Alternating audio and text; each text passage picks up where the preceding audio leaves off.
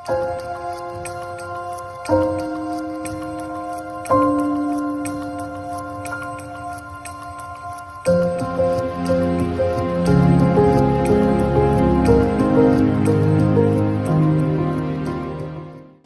Timothy 3వ అధ్యాయం 12వ వచనం చదువు.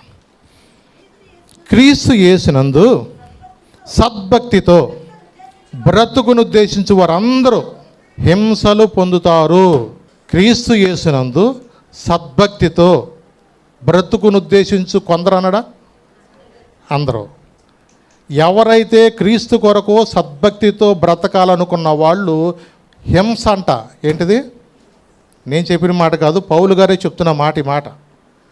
దేవుని కొరకు నువ్వు నిలబడుతున్నప్పుడు నీకు ఎన్ని రకాలైన పోట్లు వస్తాయో, ఎన్ని రకాలైన నిందలు వస్తాయో, ఎన్ని రకాలైన శోధనలు వస్తాయో.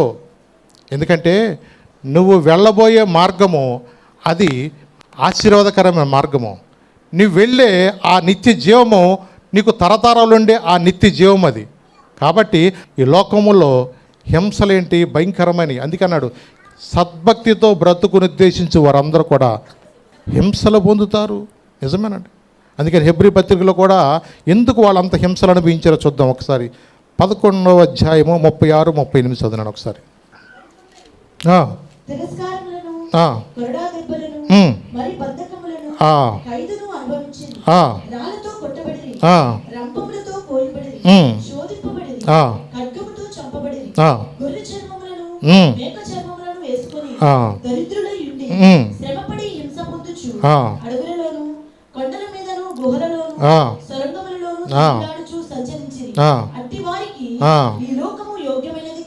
చూసారా? వీళ్ళని ఏమన్నా అంటే ఇక్కడ విశ్వాస వీరులు అన్నాడు.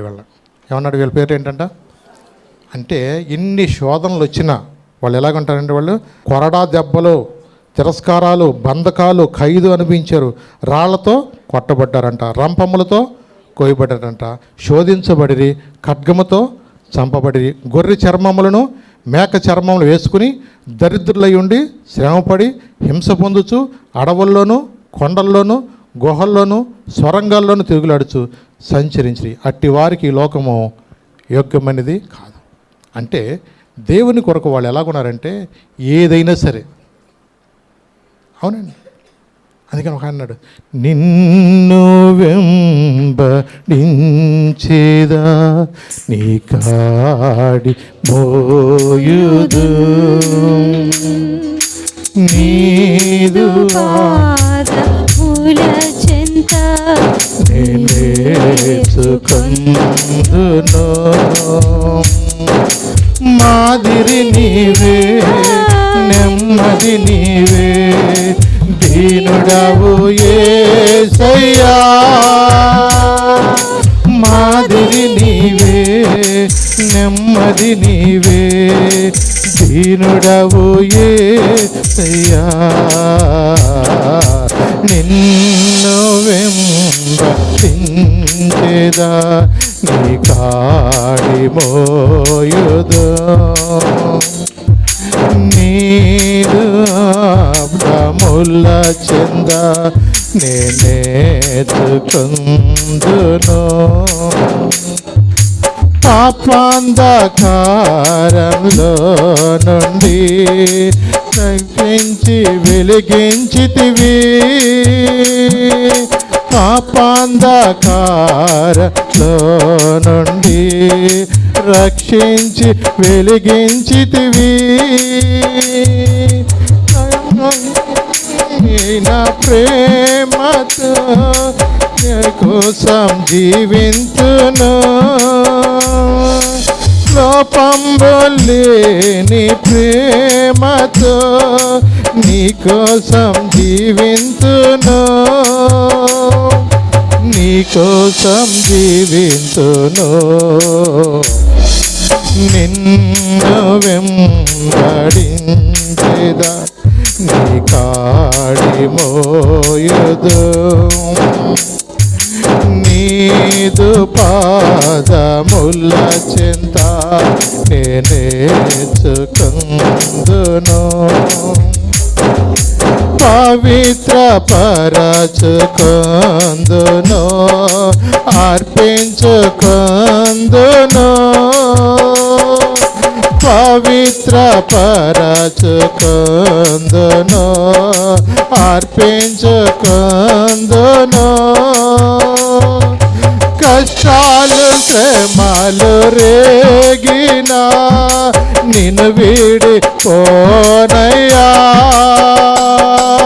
కష్టాలు శ్రమలు రేగినా నిన్ను వీడిపోనయ్యా. నిన్ను వీడిపోనయ్యా. నిన్ను వెంబడించేదా నీ కాడి పోయుదు. నీదు పాదముల చెంత నేర్చుకుందును. మాదిరి నీవే, నెమ్మది నీవే, దీనుడవో యేసయ్యా. మాదిరి నీవే, నెమ్మది నీవే, దీనుడవో యేసయ్యా. నిన్ను వెంబడించేదా నీ కాడి పోయుదు. కష్టాలు శ్రమలు రేగిన భక్తుడు తెలుసా, అయ్యా నేను నిన్ను వెంబడిస్తాను. ఎందుకు ఆయన అంటే అంత పిచ్చి తెలుసా ఆయనకి? నిజమే, నిజంగా లోకములోనూ పాపములను అనేక రకాలైన ఇబ్బందుల్లో ఉంటున్నప్పుడు దేవుడు ప్రేమించి వాళ్ళని మార్చుకుని రక్షణ పొందినాక వాళ్ళు ఒక నిర్ణయం తీసుకున్నారు, బ్రతికితే క్రీస్తు కొరకు, చనిపోతే లాభం. నిజమేనండి. ఇంగ్లాండ్ దేశంలో డేవిడ్ లివింగ్స్టన్ గారు ఒక గొప్ప దైవజనుడు, పేరేంటైంది డేవిడ్ లివింగ్స్టన్. నిజంగా ఆయన ఇప్పుడు కాదు, ఇంచుమించు 150 సంవత్సరాల పైన 1841లో అలాగా ఆయన ఒక నిర్ణయం తీసుకున్నాడు. డాక్టర్గా అయినాక ఆఫ్రికా దేశానికి, అంటే ఆ దినాల్లో చీకటి ఖండంగా పిలిచేవాడు ఆఫ్రికా ఖండాన్ని. ఏ ఖండం అదే? చీకటి ఖండం అంటే మనుషులను తినే మనుషులు, జంతువులు కాదు, మనుషులు తినే మనుషులు. అలాంటి మనుషులను తినే నరమాంస భక్షులకు మధ్యకు పరిచర్య చేయాలని దేవుడు ఆయన మనసులో ప్రేరేపించాడు.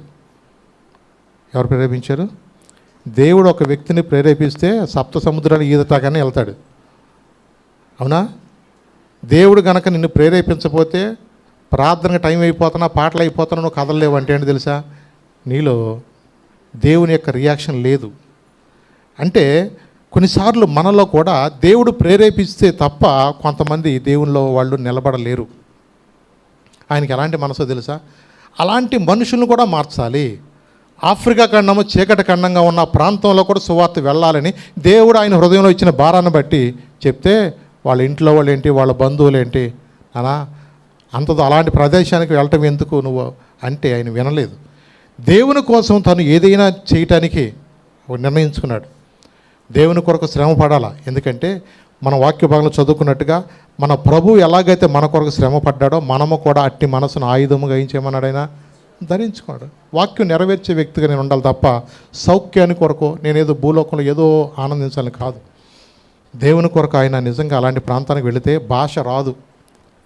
భాష రాని ప్రదేశంలోకి ఆయన వెళ్ళినప్పుడు కొన్నిసార్లు కొంతమంది మనుషులు వచ్చి, ఈయన అప్పుడు దాకా మన నల్లోళ్ళని తిన్నాము, ఈ తెల్లతోలు బాగుంటుందేమని చెప్పేసి తెల్లోని బట్టుకు తినేద్దామని చెప్పేసి వాళ్ళందరూ కూడా ఆయుధాలు వేసుకుని మొత్తానికి వచ్చేసి ఆయన చుట్టూ మూగేసి వెలికి అక్కడ తెలియకోకుండానే ఒకలాంటి కరెంట్ షాక్ కొట్టినట్టుగా ఎవడకాడే కింద పడిపోతే ఈయనలో ఏదో శక్తి ఉంది, ఈయనే దేవుడు అంటాం మొదలెట్టారు వాళ్ళు.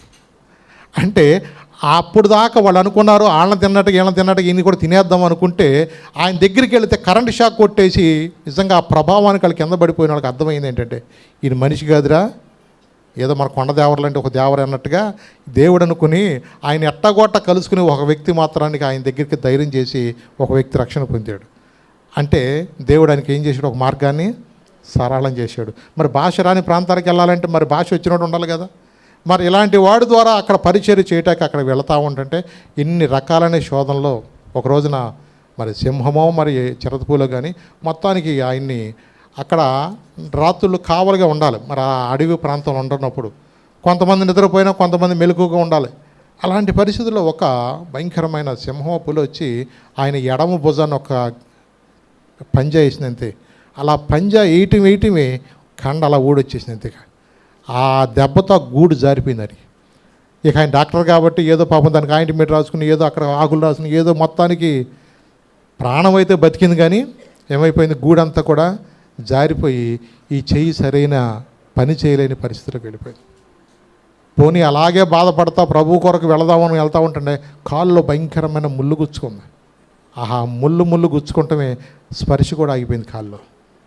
ఆ అరణ్యంలోనే పాపం దేవుని కొరకు అలా వెళ్తూ ఉంటుంటే ఒక కొమ్మని ఇట్లా బలంగా ఉంచి కిందకి వెళ్దామంటే అదేంటో లేచిపోయి చిటిక్కుని కంటు పొడుచుకుంది. ఒక ముళ్ళు వెళ్ళిపోయి కంట గుడ్డు పొడుచుకుంటే ఆ బలంతాన ఆ ముళ్ళు ఇట్ట లాగితే దాంతో నుంచి మొత్తం ఫ్లూయిడ్ అంతా వచ్చేసింది. ఒక కన్ను కూడా పోగొట్టుకున్నాడు. ఒక ఎడం భుజం పనిచేయటం మానేసింది. కాలు స్పర్శ ఆగిపోయింది. కన్ను కూడా పోయింది. కొన్నిసార్లు ఆయన పరిస్థితిని చూసి అసలుకి దేవుడు నన్ను పిలిచాడా లేకపోతే ఏంటి ఈ పరిస్థితులు అనుకుంటా మళ్ళాంటి వాళ్ళతో ఆలోచిస్తామేమో, కానీ ఆయన ఒకటే నిర్ణయించుకున్నాడు, దేవుని కొరకు నేను బ్రతకాలి, ఇలాంటి ప్రజల మధ్య సువార్త నేను ప్రకటించాలని చెప్పేసి ఆ ప్రాంతంలో వెళ్ళి నిజంగా అక్కడికి వెళ్ళి ఆ బురదలో కూడా ఎలాంటి పరిస్థితి అయినా సరే వెళ్ళిపోయి నిజంగా కొన్నిసార్లు ఆయన మధ్యలో ఒకసారి వెళ్తే వాళ్ళ భార్య గుర్తుపట్టలేదంట. తెల్లడు కదా, ఆఖరి నల్లోళ్ళ కలిసిపోయి నల్ల రంగు ట్యాన్ అంతా వచ్చేసి మొత్తం అలాగా అయిపోయింది. మళ్ళీ మనవాడు ఏం చేశాడు, గుడి జారేసాడు ఒక పక్క నుంచి. అసలు మా ఆయన కాదు అన్నట్టుగా అనుమానం వచ్చేసింది. మెడ పక్కకి వెళ్ళిపోతుంది, కన్ను పక్కకి వెళ్ళిపోతుంది, మా ఆయన కాదని 100 సార్లు గిల్లి చూసుకుంటే నేనే అన్నాడు. ఏంటయ్యా నీ పరిస్థితి, ఏంటయ్యా ఎట్టయిపోయింది ఏంటయ్యా అని. అలా ఆవిడ పాపం చాలా బాధపడి పాపం ఆమె కూడా వస్తే ఆమె అక్కడ దోమ కుట్టి ఆమె చచ్చిపోయింది. చూడండి ఎన్ని కష్టాలు, ఎన్ని బాధలు. చూడండి దేవుని కొరకు వాళ్ళు నిజంగా ఎంత ప్రయాసపడ్డారు. నిజంగా మనం చేసే భక్తి నిజమైన భక్తి అని అంటారా? నిజంగా మనం శ్రమ పడుతున్నామో చెప్పండి. నిజంగా మనం చేసే భక్తి అసలు భక్తే కాదండి. చెమట కూడా పట్టుకోకుండా దేవుడు కూర్చోబెట్టి వాక్యం వినిపిస్తున్నాడే, అసలు మనం చేసేది భక్తి అని అంటారా నిజంగా? చూడండి ఆ దినాల్లో వాళ్ళు ఎంత ప్రయాసపడ్డారు తెలుసా? 2500 కిలోమీటర్లు అంట ఆయన కాలినడక మీద నడిచాడంట.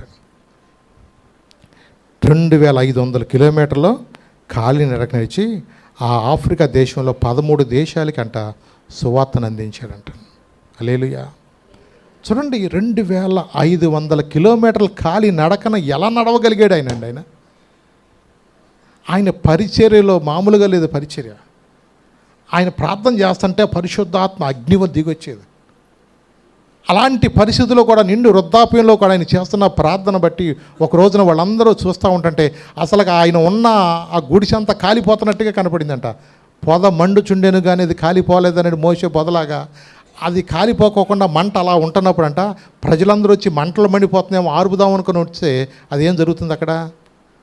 అది నిజమైన మంట కాదంట, మంటలాగా ఉందంట. కానీ ఆ మంట దగ్గరకు వీళ్ళు వెళ్ళలేని పరిస్థితిలో దగ్గరకు వెళ్ళినప్పుడు చూస్తే ఒకటి ఆశ్చర్యం, ఆ మంట ఆరిపోయిన తర్వాత వాళ్ళ లోపలికి వెళ్ళి చూస్తే ఆయన ప్రార్థన చేస్తాను అలా ఒరిగిపోయాడంట. అయ్యా దైవజనుడా చూడండి, డేవిడ్ లివింగ్స్టన్ గారు లేపుతుంటా ఉంటుంటే ఆయన అలాగే పక్కన అలా వాలిపోయాడంట. అనిపించింది వాళ్ళకి, ఓహో నా దైవజనుడి కొరకు ఏలియా కొరకు అగ్ని రథాలు వచ్చినట్టుగా దైవజనుడి కోసం ఏమి వచ్చి ఉంటే అగ్ని రథాలు వచ్చి తీసుకెళ్ళి ఉంటాయేమో. ఎందుకంటే ఆయన చేసిన పరిచర్యను బట్టి ఆ పరిచర్యలో నిజంగా దేవుని కొరకు అలా మండినప్పుడు నిజంగా ఎంతమందో తెలుసా? ఆఫ్రికా దేశాల్లో ఇప్పుడు జరుగుతున్న పరిచర్య కారణం ఎవరో తెలుసా? ఆ దినమందు డేవిడ్ లివింగ్స్టన్ గారు అలాంటి మనుషుల మధ్యలో నరమాంస భక్షుల మధ్యలోకి వెళ్ళి చేసిన పరిచర్య బట్టి తర్వాత అనేక మంది కూడా మరి గొప్ప గొప్ప దైవజనులు వెళితే మరి గొప్ప పరిచర్య లక్షల మంది ప్రజలు వస్తారంటే కారణం ఏంటో తెలుసా? ఆయన ఆ రోజున ఇచ్చిన మార్గాన్ని, ఆ రోజు దేవుడు చూపిన ద్వారం అది. ఆ రోజు అనుకున్నారంట, అయ్యా ఆయన మా మధ్య ఉన్నాడు, మా మధ్య పరిచర్య చేశాడు, మా మధ్య ఆయన బాడీ ఉండాలని మేము మాత్రం ఇవ్వమన్నారండి. ఇంగ్లాండ్ దేశానికి మేము ఇవ్వమయ్యా, ఆయన మా కోసం ఎంత నిజంగా మేము మనుషులు తినేవాళ్ళం అయ్యా. అలాంటి మనుషులను ఇవాళ మనుషులుగా చేసి మమ్మల్ని ఇవాళ దేవుని ఆరాధించేటట్టుగా, దేవుని గణపరిచేటట్టుగా దేవుడు మమ్మల్ని ఈ పరిచయంలో మమ్మల్ని నిలబెట్టుకున్నాడయ్యా. ఇలాంటి మొండి మనుషుల్ని, రాతి మనుషుల్ని మమ్మల్ని మార్చిన దేవుడయ్యా ఈయన బాడీ మా మధ్యలో ఉండాలని చెప్పేసి వాళ్ళు బలవంతంగా అడిగితే లేదయ్యా, మా ఇంగ్లాండ్ దేశానికి ఆయన తీసుకెళ్లాల్సిందంటే ఒక ఆయన అన్నంట సరేనయ్యా అని చెప్పేసి ఒక ఆయన ఇంత బారు కత్తి తీసుకొచ్చంట ఆయన గుండెకాయని ఏం చేసంట కసకస కోసేసి ఈ గుండెకాయ మాకు ఇవ్వండయ్యా, ఎందుకంటే ఆయన గుండెప్పుడు కూడా మా ఆఫ్రికా ప్రజల కొరకే కొట్టుకుందయ్యా,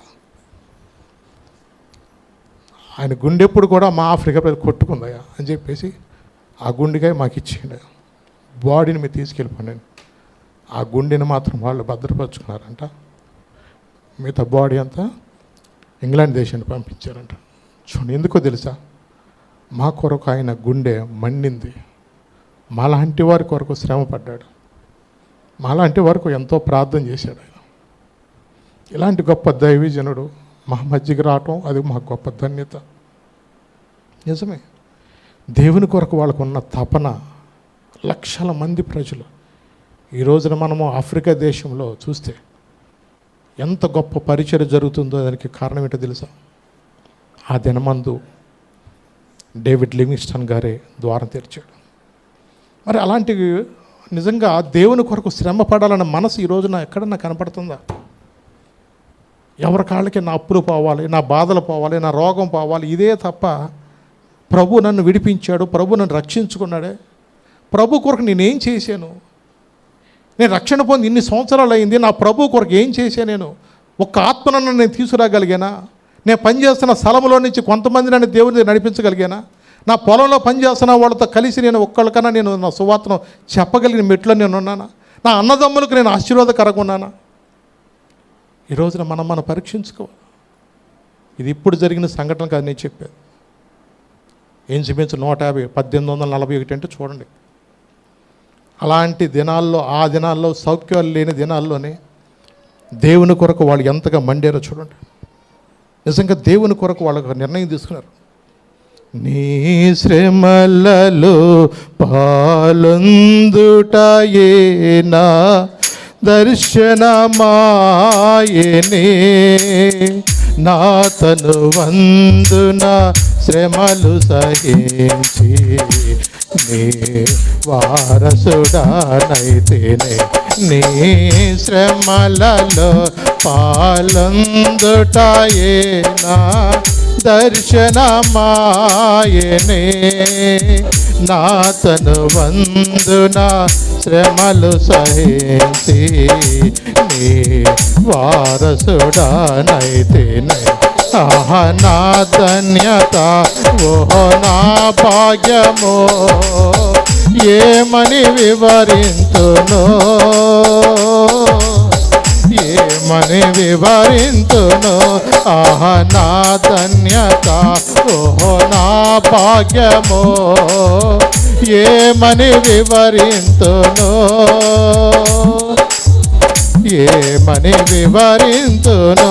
నేనెందుకని నీ సొత్తుగా మారితేనే, యేసయ్యా నీ రక్తమోతే కడుగా పడినందున, నీ అనాది ప్రణాళికలో హర్షించెను నా హృదయ సీమ, నీ అనాది ప్రణాళికలో హర్షించెను నా హృదయ సీమ. నిజమేనండి, దేవుని యొక్క అనాది ప్రణాళికలో ఆయన పిలుచుకున్నవాడు నమ్మదగినవాడు కాబట్టి, ఆయన ఎవరైతే పిలుచుకున్నాడో ఆయన శిష్యులందరూ కూడా ఎవరో కూడా నేనేదో బ్రతకాలా, నేనేదో చేయాల మనసు ఒక్కళ్ళో లేదు. దేవుని కొరకు హతసాక్షులు అవటాకే, దేవుని కొరకు వాళ్ళ ప్రాణాలు ఇవ్వటానికే వాళ్ళు సిద్ధపడ్డారు తప్ప ఎవరు కూడా ఏదో ప్రాణాలు కాపాడుకునే మనసు వాళ్ళలో లేదని. నిజమే, ఎందుకంటే క్రీస్తు మన కొరకు ఎలాగైతే శ్రమ పడ్డాడో మనము కూడా ఏం చేయాలి తెలుసా, అట్టి మనసును ఆయుధముగా మనము ధరించుకోవాలి. అందుకని ఈ లోకంలో ఆయన ఇంకో మాట చెప్తున్నాడు. 1 పేతురు 5వ అధ్యాయము 9వ వచనం 10వ వచనం చదువుకుందాం.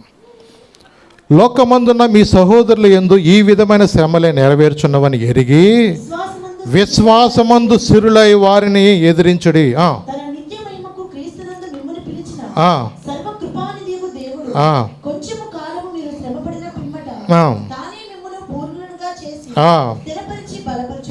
చాలు తల్లి. చూడండి, ఇక్కడ లోకమందున మీ సహోదరులకి ఈ విధమైన శ్రమలే నెరవేర్చున్న ఎరిగి విశ్వాసమందు సిరులై వాణిని ఎదిరించుడి అన్నాడు.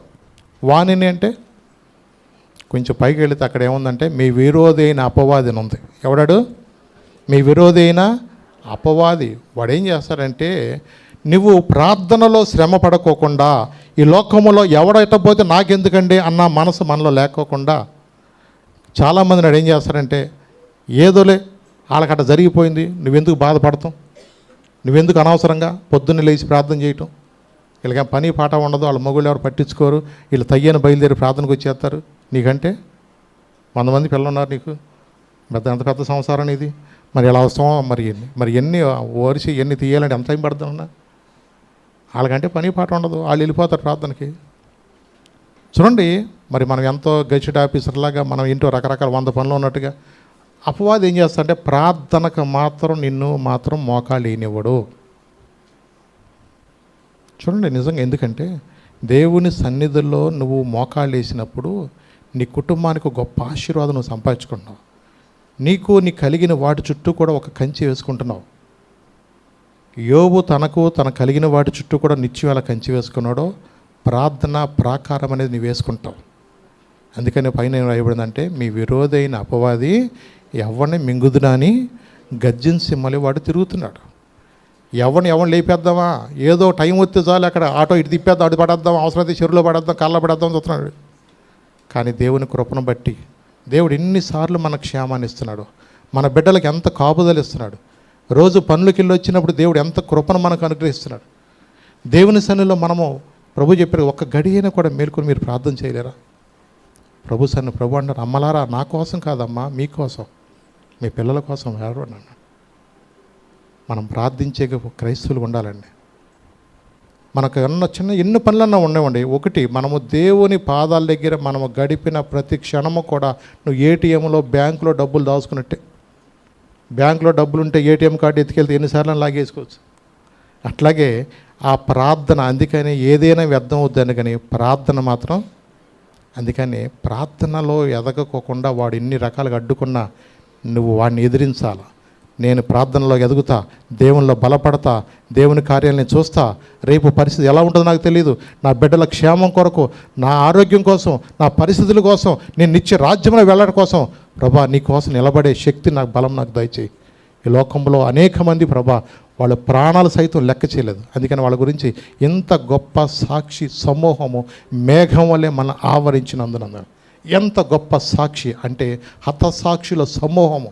మన ముందు ఎన్ని శ్రమలు పడ్డారో, ఎన్ని ఇబ్బందులు పడ్డారో, ఎంతమంది దేవుని కొరకు హతసాక్షులు అయిపోయారు. ఎన్నో నిజంగా కొంతమంది హతసాక్షుల జీవితాలు చూస్తే దేవుని కొరకు ఎన్ని నిందలు అనుభవించారు, ఎన్ని చెరసాల్లో ఎన్ని సంవత్సరాలు మగ్గిపోయారో, కొంతమంది దేవుని కొరకు ఎన్ని చిత్రహింసలు అనుభవించారు. సత్యం కోసం చిత్రహింసలో, సత్యాన్వేష, చాలా రకరకాల పుస్తకాలు ఉన్నాయి, చదవండి. ఎందుకంటే మన ముందు ఎంతమంది ఎన్ని రకాలుగా దేవుని కొరకు వాళ్ళు నిలబడ్డారు. నిజమే, అలాంటి మనసు, అలాంటి దేవుని కొరకు శ్రమపడే అని అలాంటి స్వభావం మనం కలిగినప్పుడు దేవుడు తప్పకుండా జ్ఞాపకం చేస్తాడు. ఎందుకంటే అంటున్నాడు ఇక్కడ, కొంచెము కాలము మీరు శ్రమ పడిన పిమ్మట తానే మిమ్మల్ని ఏం చేస్తాడంట, పరిపూర్ణులుగా చేసి స్థిరపరిచి బలపరుస్తాడు. కాబట్టి కొంచెము కాలమే శ్రమలు. ఈ కొంచెము కాలము, ఈ యొక్క శ్రమలను మనము నిలబడాలా. ఎందుకంటే ఆ వేదనకరమైన స్థలంలోకి మనం వెళ్ళకూడదంటే ఈ లోకంలో ఉన్న శ్రమలు ఎన్నదగినవి కాదు. కొంతకాలం ఏదో శ్రమ ఉండొచ్చు, దాన్ని బట్టి మనం ఎప్పుడు కూడా నాకు ఇలా ప్రార్థనకి వెళ్ళింది, నాకు ఎలా ఉందో అలా ఉందని మనం ఎప్పుడుకోదు. నీవు దాన్ని ఎదిరించాలా. ప్రభా బ్రతికితే నీకోసం, చావు అయితే లాభమని నీ బిడ్డలు ఎలాగే నీ కొరకు బ్రతికాడు, ఎలా శ్రమలు అనిపించారు, నా చేయి కొరకు పట్టుకుని నడిపించు ప్రభా. నన్ను ఎక్కడా కూడా నీకు దూరం అయిపోయినదయ్యా, నీ సన్ని నేను ఎక్కడ పోగొట్టుకునేదయ్యా. ఏది నాకు శ్రమ పంపినా అది నాకు మంచి కొరకే పంపుతావు ప్రభా. నన్ను ఒకవేళ నాకు ఏదైనా సమస్య పెట్టావంటే అది నన్ను ఇంకను లోతులో నడిపించడానికే ప్రభా అని మనం ఎప్పుడైతే దేవుని మీద ఆధారపడతామో దేవుడు ఈ లోకంలో నిన్ను ఆశీర్వాదకరం చేస్తాడు. అలాగే దేవుడిచ్చే నిత్య జీవనం దేవుడు మనకు అనుగ్రహిస్తాడు.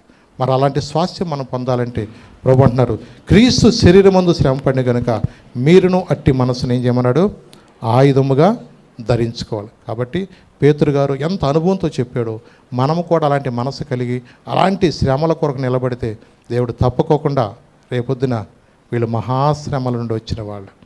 ఎవరంట వీళ్ళు మహాశ్రమల నుంచి వచ్చిన వాళ్ళు. కాబట్టి వాళ్ళకి ఇచ్చే స్థానము ప్రత్యేకమైనదండి. సౌఖ్యాన్ని కోరుకునే వాళ్ళకన్నా మహాశ్రమల కొరకు వచ్చిన వాళ్ళు. అందుకని ప్రభువు మరొకసారి చెప్తున్నాను, నా నిమిత్తము జనులు మిమ్మల్ని నిందించిన, మిమ్మల్ని హింసించిన, మీ మీద అబద్ధంగా చెడ్డ మాటలు పలికినప్పుడు మీరు సంతోషించండి, పరలోకమందు మీకు ఫలం అధికమవుద్ది. ఆ ఫలం అనుభవించాలంటే ఈ లోకంలో శ్రమల కొరకు నిలబడదామా? ప్రార్థన చేద్దాం.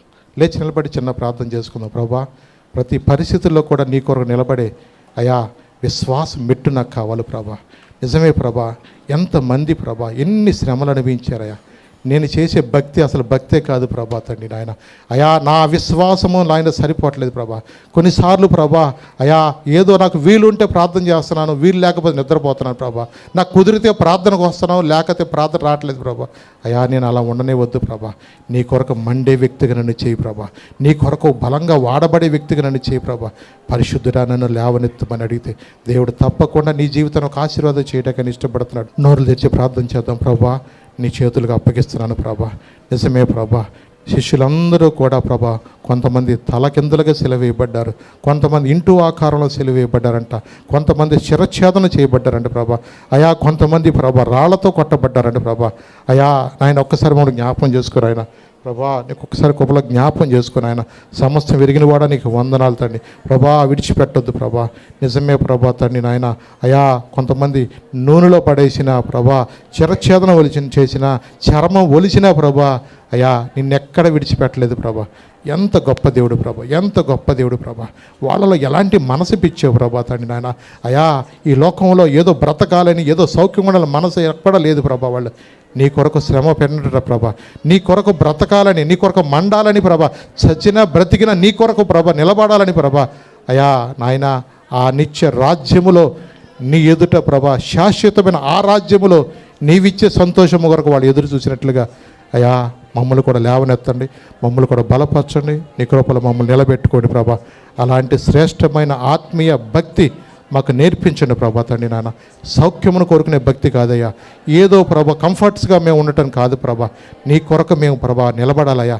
ఎంతమంది నశించిపోతున్నారయ్యా, మా అన్నదమ్ములు ఎంతమంది ప్రభా నా దేవుని ఎరగని వాళ్ళు ఉన్నారయ్యా. నా చుట్టుపక్కల గ్రామాల్లో ఎంతమంది తెలియక ప్రభా వ్యర్థమైన వాటి ప్రభా చేస్తున్నారు ప్రభా.